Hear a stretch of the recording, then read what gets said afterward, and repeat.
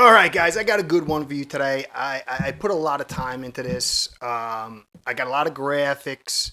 I'm actually going to do a bunch of cuts so I can keep myself on schedule and keep my thoughts together because I really want to deliver this the best way I can. Don't usually do the cuts. I kind of run straight through, but then I ramble and I forget stuff and all kind of things. So what I want to get into today, it's huge, but it's a mystery. And I've said it before, football is the greatest sport in mankind's history. And it's why people put, 100-hour weeks in and they love it so much because it is a total mystery.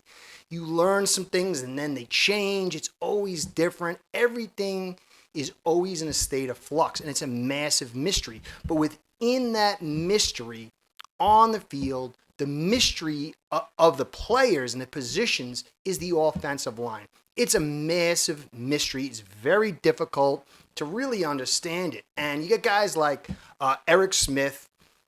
He played at a high level and he studies all the time. And he always say, I don't know. It's a mystery. And if a guy like that doesn't know exactly, then we're all kind of working in this darkness, trying to grope around for answers. So I want to get into the answers of something I've talked about. Yes, I've talked about the offensive line for many years. It's finally become chic. But I've talked about the run game, but not just the run game in itself, because 2023, we had a phenomenal run game. Of course, it was all on first downs mostly, and there was nothing inside. It was bad in bad weather, blah, blah, blah. But I've talked about the A and B gap, and it's not to be teacup or power football. I say it, and some people don't understand, but it's the inside game of the run game. Now, you can attack the inside many ways. You can attack it through draws. You can attack it on the cutback on the outside zone. But these are far less consistent than inside zone runs in the A and B gap. And it's really the body blows that are delivered through this. And what you do with that, it determines so much, especially now with this new cycle. I've talked about that. I don't want to talk about it again, the leverage and all this other thing. But what I want to get into today is you've got James Daniels and you've got Jonah S. I screwed his name up, then I worked on the name that I was told it was supposed to sound like, and then I'm told that's not the way you're supposed to say it. So for now, it'll be Jonah S. I'm going to pull the whole offensive line together and the techniques of inside zone and the complications and the benefits of this grouping and where Daniels and Jonah S., try to say his name, but will be left or right guard. And that changes because it changes a lot because who you're paired next to, it's a team. And so I'm going to go through all of that. I want to get into the inside zone so you can understand it. I'm not going to get too deep. There's a lot of stuff. It's not simple. It's in some ways maybe simpler, but I could do this for hours. Dog, be quiet. So anyway, let me get into it with this graphic. I showed it the other day. We were sixth least in inside runs and sixth least in production. And you could tell the way they played us. I've talked about how the edge is playing out wide, the linebackers playing deep, the cover two. It's because they did not fear this inside run game. Now, we don't have to be top five. Because of what we got on this team, as far as talent and the way we like to do things, small increments will create large dividends. My rough guesstimation is if we can get to 20th even in production and in attempts, you could see a geometric growth to the other areas of our game. But if not, it's going to be difficult. So this was the first graphic, and I want to get into the next one here. These are our options. These are our starting options. Option one, Paul, left tackle. He's going to be there. Savaiinaea, left guard. Brewer at center. Daniels at right guard. Or Jackson at right tackle. Option two, we flip the guards. You see Paul, but then Daniels plays left guard. Brewer plays center. Savaiinaea plays right guard. And Jackson. But things change a lot by rotating these guys. I think option two is the one we're going to go with. We should go with. but nothing's perfect out of this. And I'm going to dig into that a little bit more.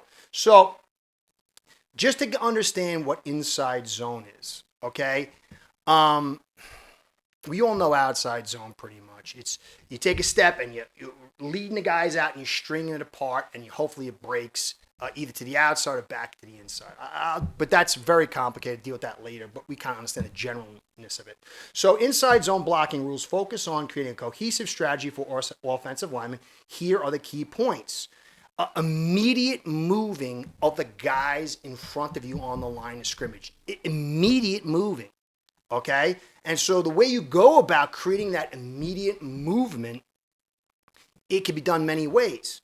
Now, offensive linemen block players in a designated area rather than targeting specific defenders, making it easier to identify assignments. Now, double teams. A scheme often involves double teams at the line of scrimmage, requiring linemen and running backs to work in sync and be patient. Footwork and assignments. The footwork of offensive linemen and running backs is crucial, with specific rules for blocking assignments based on defensive alignments.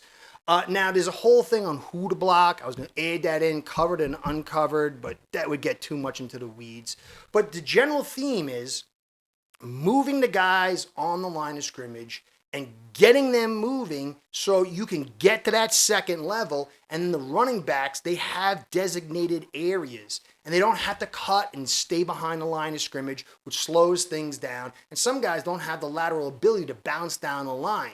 So it's this immediate moving of these defensive tackles, nose tackles, or if somebody's sitting in the blitzing on the line of scrimmage. So that is the key.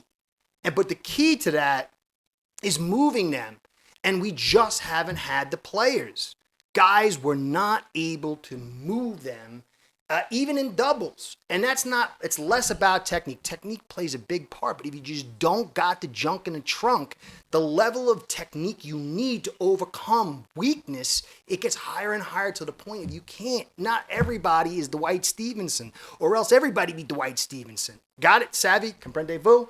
So I'm going to move into the next graphic, and I'm going to show you what it looks like. Okay, so basically, this is the first graphic, and you see the left guard and right guard, the left guard and left tackle, they double the nose tackle. The center and right guard double the tackle, and then the right tackle kicks out the end. But after they deal with those doubles, their job then is to get to the second level. And I'm going to get into the complications of when those doubles don't work. Robert Hunt and Connor Williams were unbelievable. Their chemistry, the way they work together, their power just to dig guys out. Again, you go back and look what they did in the Patriots game. We were pretty much looking like we were going to lose, and we blew it open for a 60 or 50-yard run. These guys were special together because of how they played the game and what their physical abilities were. But when we lost them due to injury or they left the team, things changed dramatically. Now, that's the first way, doubles, okay? It's the most consistent, but it's not really the most effective, okay? So the second way to get about it is where you have doubles and singles. So you can see over here, the left guard and left tackle, they double the nose tackle, and then the guard, in this case, it could change, depends, gets to the will linebacker. The center takes his guy to tackle one-on-one. The right guard shoots straight to the mic, and then the right tackle kicks him out. But there's complications. It adds a little more consistency because you get that double. You know something should be working there. But then you got three guys who have to move their own guy. And that's when it starts getting iffy. But this is more conducive to success if everything's working right than the doubles, because things happen in the doubles to slow things down, and I'll get to that in a second. Now, the last way is everybody does singles. See, the left tackle moves the nose tackle, right guard hits the will, center moves the tackle, right guard hits the mic, and the right end kicks it out. And if everybody moves those guys, because those guards they're not even being held up, they're running straight to the linebackers who are much smaller. That's how you get these powerful inside runs and these big gains. But this is the most inconsistent, and it demands the most talent, and I dare say ability to handle power of all three of these options. If you look at what we usually do, it's usually option A, two doubles, and then, or B, less extent, a double and then some singles. But as I showed earlier, we don't do that well. So let's get back to it. Now, before I show the talent and the strengths and weaknesses and how the pairings will affect all these things I've talked about, you have to understand when you do a double. So I got a guy next to me, okay? And I'm here. And there's a guy right there. If I get into that guy and I blow him out, then it's a much easier job for that guard to handle than for me to get to the second level. But with every diminishing of my ability to move him, and it gets really worse when I stall or he collapses me, now you got two guys locked on one guy and you got a free linebacker. And when you get two doubles that are doing that, this is a main reason why the run game doesn't work. Now, the run game is about immediate movement. And the problem is when they're playing their usual look, high linebackers, wide and deep, there's a little bit more time, fractions of a second, which means the whole world. But when they know we need to run, they think we're going to run, and they crowd that line of scrimmage, we get blown up because of this stalling. But then when I talk about the phone booth, these tight confines where all the bodies are there. But when you're in the red zone, it's always the phone booth. I mean, when you're at 20 yards, but once you get in a 10-yard line, 10 yards to go, it's all the phone booth. Hill's speed, yeah, it matters a little bit, but it's not the same.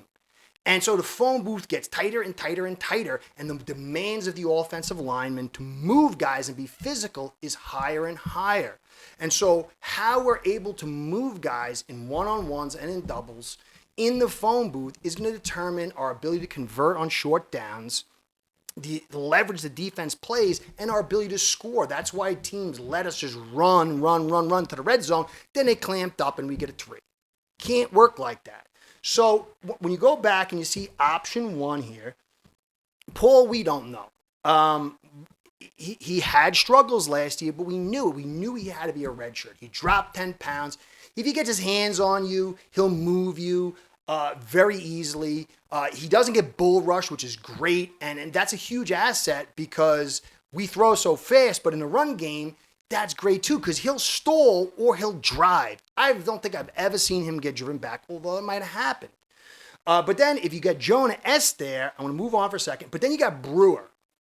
And Brewer is really good at pass blocking on his own in short time frames, getting to the second level. He's physical. He's a smart guy. He's a good guy. But he gets stalled out in doubles so much. He can't really drive guys out one-on-one. It's a problem for him. Not all the time. There's guys he can. But once you start getting above average to power and interior player, he really, really struggles. And then it makes all kind of problems where if it's going into that hole, the running back's got to stop.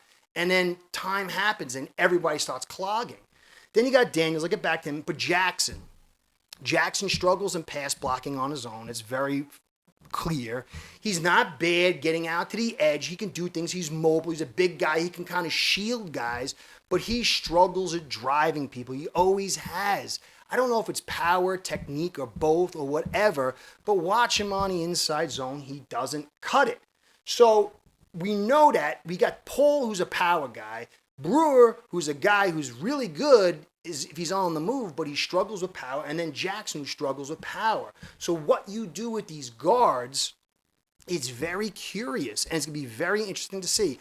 I think Daniels, if you look at him, he started his career at left guard. He even played some center, and then he moved to right guard. So he's a vet. And you're going to want to pair him. You're not going to want Paul, who's in his second year, and Jonah S., who's a rookie. There's a lot of rooms for confusion. Two guys working together for the first time. Two guys that are young and still developing. I don't think that's wise. You put Daniels there, and he can kind of hold the hand of Daniels and then work with Brewer where he doesn't have to pay attention so much. So it seems like the best idea.